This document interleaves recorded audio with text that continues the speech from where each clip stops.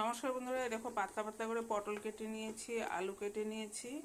এই চিংড়ি মাছ দিয়ে জিরে বাটা কাঁচা লঙ্কা বাটা দিয়ে পাতলা করে ঝোল করব। আর এই যে রুই মাছ করব,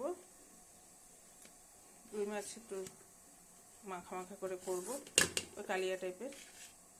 এই পটল আর বেগুন ভাজা করব। আর এই দেখো লাল শাক বেগুন দিয়ে আর বড়ি দিয়ে ভাজা করব। চলো তবে শুরু করা যাক।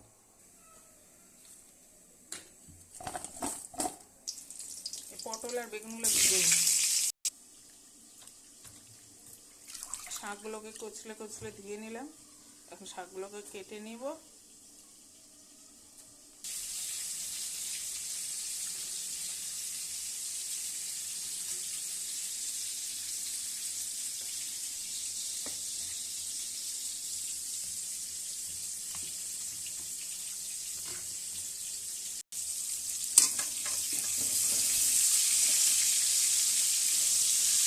পটল আর বেগুন ভাজা হয়ে এসছে, নামিয়ে নিয়ে শাকটা বসিয়ে দিই, তারপরে মাছ করব।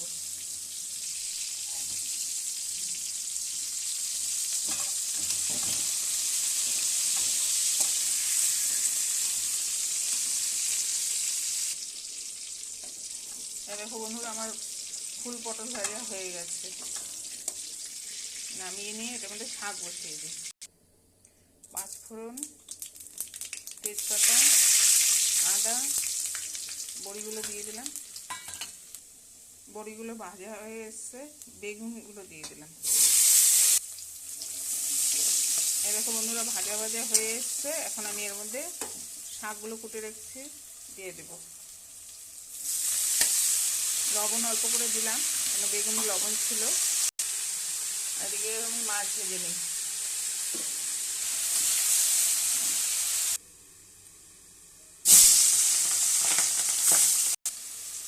শাকে কটা লঙ্কা দিয়ে দিলাম, কাঁচা লঙ্কা গোটা গোটা।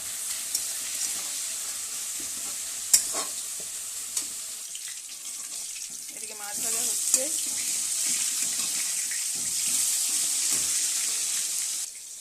শাক মজে গেছে, হয়ে যাচ্ছে, এই জন্য চিনি দিয়ে দিলাম। একটু ভাজা ভাজা হয়ে গেলে নামিয়ে নিয়ে এই কড়াইতে পটল চিংড়িটা বসিয়ে দেবে। দেখো রুই মাছগুলো ভাজা হয়ে গেছে, তুলে নিই। দেখো শাকটা হয়ে গেছে, শাকটা নামিয়ে নিই। তেল ছেড়ে দিয়েছে শাকটা। এদিকে মাছগুলো ভাজা হয়ে গেল।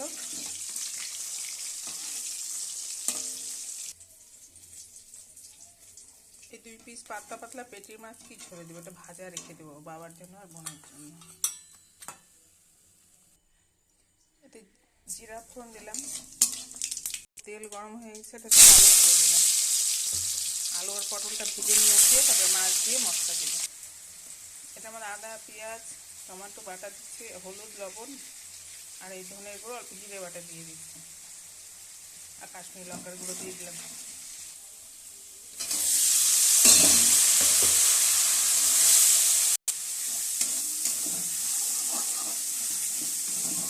এই মশলাটা কষে গেছে, এর মধ্যে একটু ঝোল দিয়ে দিই। পটলও ভাজা হয়ে গেছে, নামিয়ে নিতে হবে।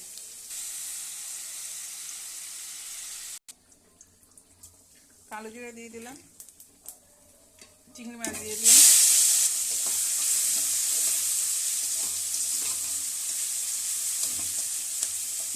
এটা হয়ে গেছে, এটা নামিয়ে নেব। জিরে বাটা আর কাঁচা লঙ্কা বাটা, হচ্ছে টমাটো, হচ্ছে মশলা। এই হলুদ দিলাম, অল্প লবণ দিয়ে দিলাম। এটা কষে নিই, তারপর সবজিকে ভালো করে ভেজে একটু ফুটানো জল দিয়ে দেবো, হয়ে যাবে। এটা কষে গেছে, মানে ঝোল দিয়ে দিলাম। অল্প চিনি দিয়ে দিলাম। এই তরকারিটা হয়ে গেছে, ধনে পাতা দিয়ে দিলাম। এরকম পাতলা করে ঝোল চিংড়ি মাছের লেবু দিয়ে খেতে খুব ভালো লাগে। এটা এখন বন্ধুরা আমার রান্না রেডি।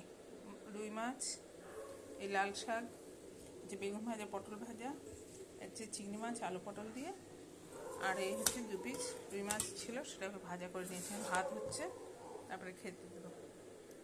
নমস্কার, আজকে এখানেই শেষ করলাম।